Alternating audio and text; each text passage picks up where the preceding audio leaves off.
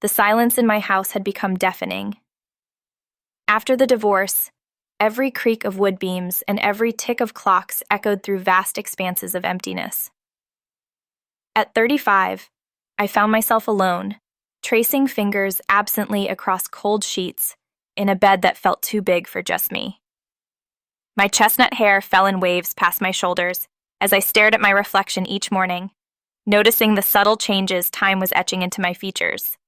A few silver strands here, faint lines there.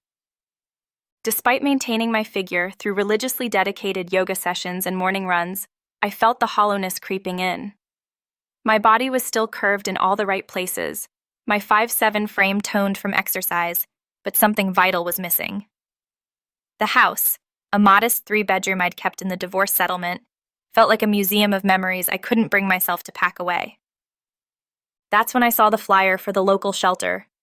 Give a forever home, find forever love, it proclaimed in cheerful font that seemed to mock my solitude. Something pulled me there that Saturday morning in October. The autumn air crisp as fallen leaves crunched beneath my boots. The shelter smelled of disinfectant and wet dog, a cacophony of barks echoing off concrete walls. That's when I saw him.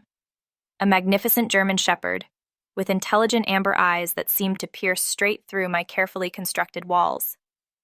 His coat was black and tan, slightly matted but still gleaming under the fluorescent lights.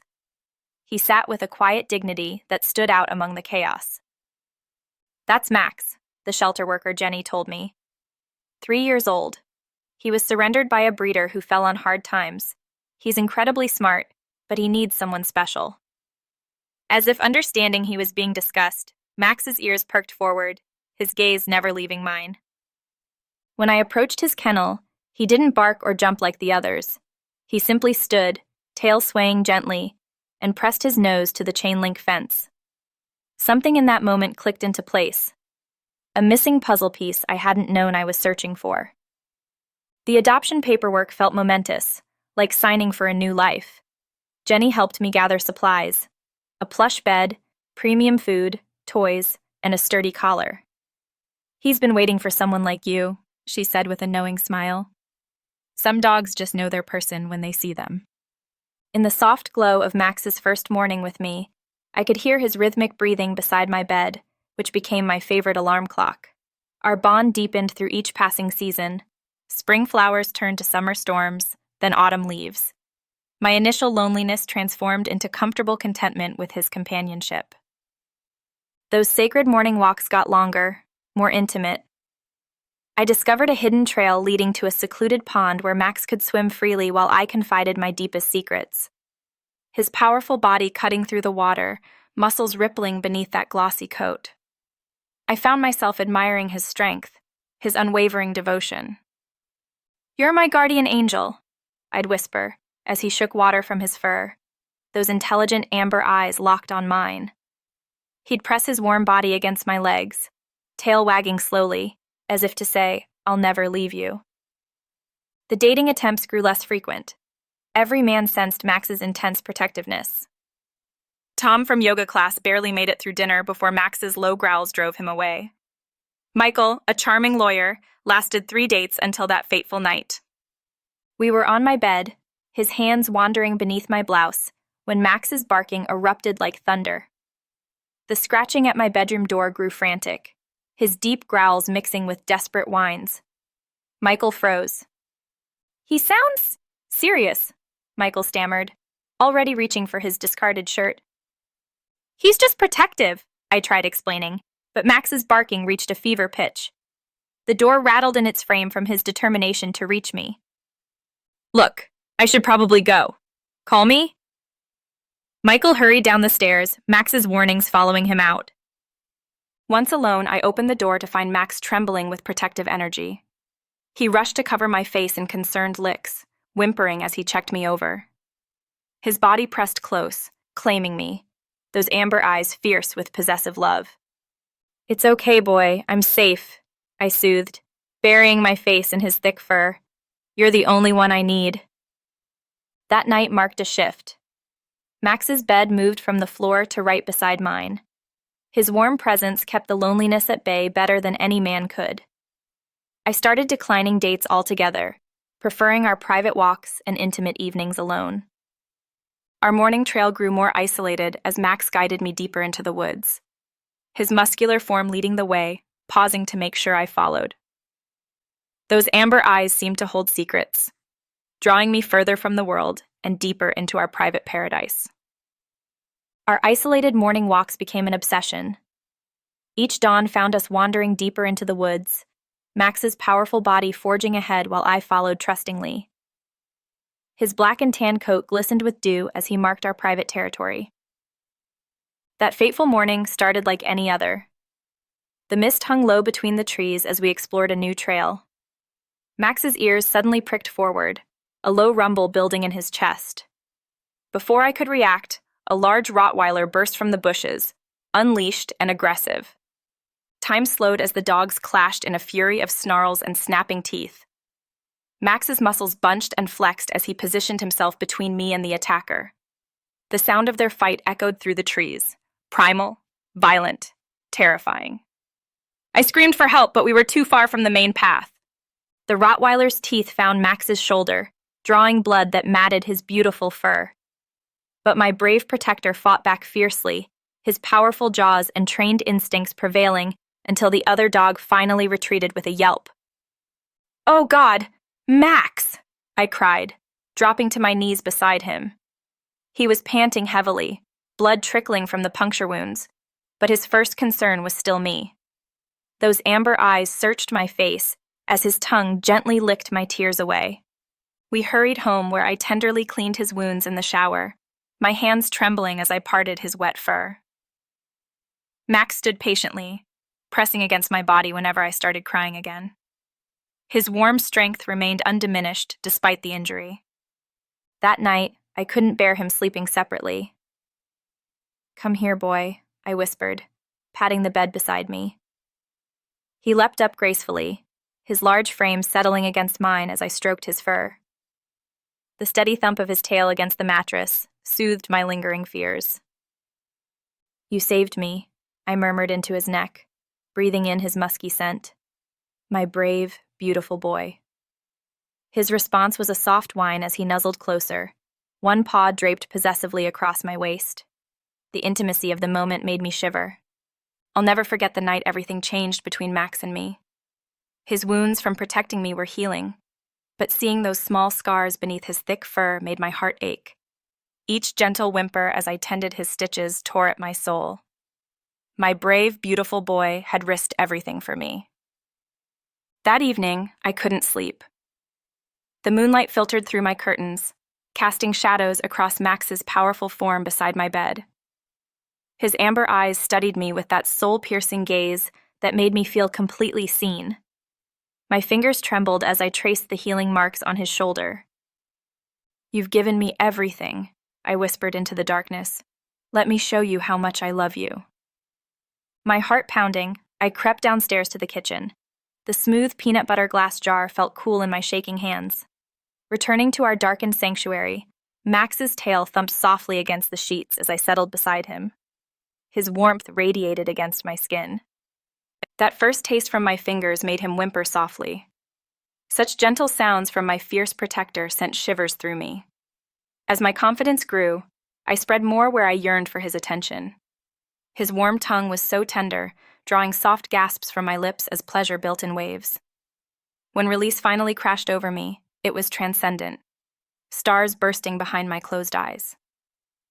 Afterward, Max curled protectively around my trembling form. Our hearts beat in perfect sync as I buried my face in his thick fur. No more loneliness, no more emptiness. Just this primal connection that filled every void in my soul. "My beautiful boy," I murmured. "My everything." Our bond deepened beyond ordinary understanding. Each day brought new intimacies, new discoveries. His devotion consumed me until nothing else mattered. Not society's rules or others' judgment. Just us, in our private world of touch and trust. Chapter 6. Divided Heart. I wasn't looking to date again, but Daniel was different. A rugged veterinarian with kind eyes who actually understood animals. To my shock, Max didn't growl or bark when they met. He approached slowly, sniffing Daniel's outstretched hand while I held my breath. "He's magnificent," Daniel said, expertly examining Max's coat. "Such loyalty in his eyes. You can tell he adores you." Those words made me nervous. Could Daniel sense the depth of our connection? Yet Max seemed to accept him, allowing him to join our evening walks. We fell into an odd routine: movie nights with Max at our feet, weekend hikes where Daniel taught us about local wildlife. But in private, guilt gnawed at me. My intimate moments with Max became less frequent but more intense. Stolen afternoons while Daniel worked. I'd cry into Max's fur afterward, confused by my conflicting desires. My loyal companion would comfort me with gentle nuzzles, his amber eyes full of understanding. "I'll never leave you," I'd whisper. "No matter what happens with Daniel, you're my first love." A year ago, I never imagined allowing another human into our private sanctuary. But Daniel was different.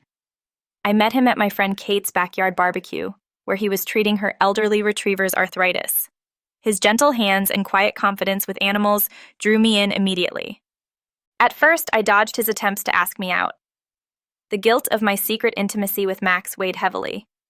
But Daniel was persistent in the kindest way, leaving his card in case Max ever needed a checkup, bringing specialty treats when we'd bump into him at the dog park. The day he first came to our house, I was a nervous wreck. Max had driven away every other man, yet something extraordinary happened. Instead of his usual aggressive display, Max approached Daniel slowly, head slightly lowered, and sniffed his outstretched hand. "What a magnificent boy," Daniel murmured, his experienced fingers finding just the right spots behind Max's ears.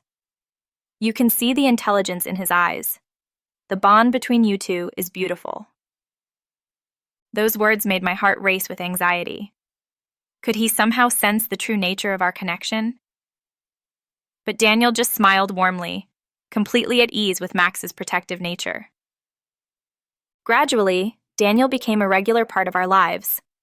His veterinary knowledge helped me understand Max even better, explaining his body language, teaching me new training techniques. On our group hikes, he'd point out medicinal plants and tell stories about wildlife encounters from his practice. "You two saved each other," he observed one evening, as Max lay contentedly between us on the couch. "It's rare to see such perfect trust between human and animal." If only he knew the full truth of those words. While Daniel brought normalcy and companionship to my life, my heart remained divided. Those stolen afternoon moments with Max became more precious, more desperate. The familiar jar in the kitchen called to me less frequently, but with greater intensity. After our private intimacies, I'd hold Max close, breathing in his musky scent while guilt and confusion warred inside me. His amber eyes never judged, only offered unconditional love and acceptance of my torn nature. Daniel represented everything I should want: stability, understanding, a chance at a conventional future. He even talked about us moving in together, getting Max a companion dog. The thought terrified me. How could I maintain my deepest connection while sharing a home with someone else? Tonight, watching Daniel sleep peacefully beside me while Max keeps his loyal vigil by the window, I realize I'm at a crossroads. Can I truly bridge these two worlds? Or must I choose between socially acceptable love and the primal bond that saved my soul? On our last night alone together, before Daniel was due to move in, tears streamed down my face as I held Max close. The familiar jar sat unopened on my bedside table, a symbol of what I had to leave behind. "You saved me," I whispered into his fur, breathing in his comforting scent one last time. "When I was broken and alone, you put me back together." Max sensed my emotional state, pressing his warm body against mine, as he always did when I cried. His amber eyes held such understanding, such acceptance of whatever I chose.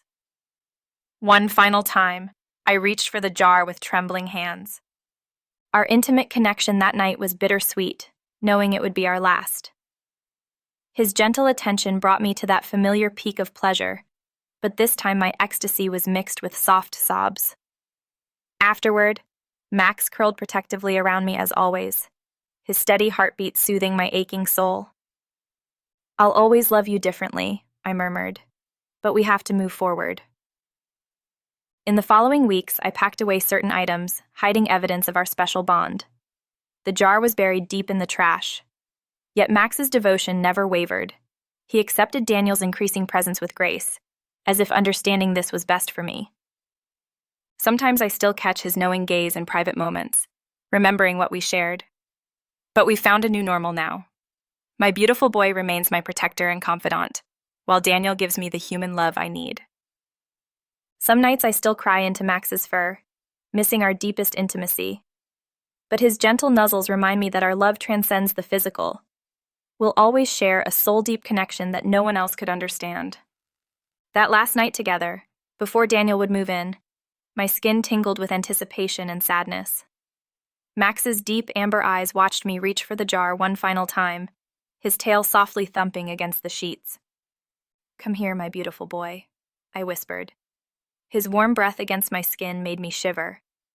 That talented tongue that had brought me so much pleasure over our years together worked its magic once more. Each tender stroke sent electricity through my body, building that familiar tension. I arched and gasped, fingers tangling in his thick fur. The way he knew exactly how to touch me, how to drive me wild, no human could compare to his instinctive understanding of my needs. His powerful body pressed against mine as waves of pleasure crashed over me again and again. Afterwards, I cried into his fur, knowing we'd never share this intimacy again. His gentle whimpers and nuzzles comforted me as always. We fell asleep tangled together, his steady heartbeat matching mine. The next morning, I buried the empty jar deep in the trash, saying goodbye to that chapter of our life. Though our physical connection had to end, the soul-deep bond we shared would never fade. Max seemed to understand, accepting Daniel's presence with quiet dignity. Sometimes late at night, I still catch his knowing gaze and remember those passionate moments we shared. But we've found a new way forward, our love transforming into something society could accept while remaining uniquely ours.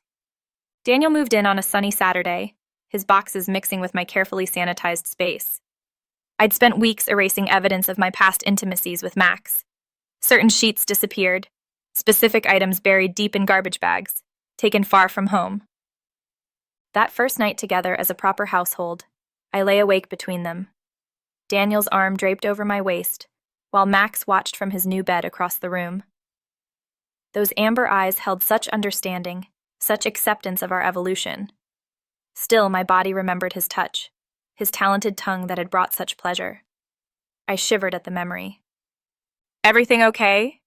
Daniel mumbled sleepily, pulling me closer. "Just adjusting," I whispered back, watching Max's tail thump softly against his bed. The following weeks brought new routines. Morning walks became a trio instead of our private communion. Max adapted gracefully, though sometimes during quiet moments alone, he'd press against me with that old familiar intensity. My heart would race, body responding to memories of our passionate past. During intimate moments with Daniel, Max would retreat to the living room, a gentleman's courtesy that made my chest ache with gratitude and guilt. Yet sometimes I'd catch those knowing eyes and flush hot, remembering how thoroughly my beautiful boy had once claimed me. The jar of peanut butter now stayed firmly in the kitchen cabinet, used only for occasional sandwiches. But every time I opened it, my fingers would tremble slightly, remembering those wild nights of abandoned pleasure.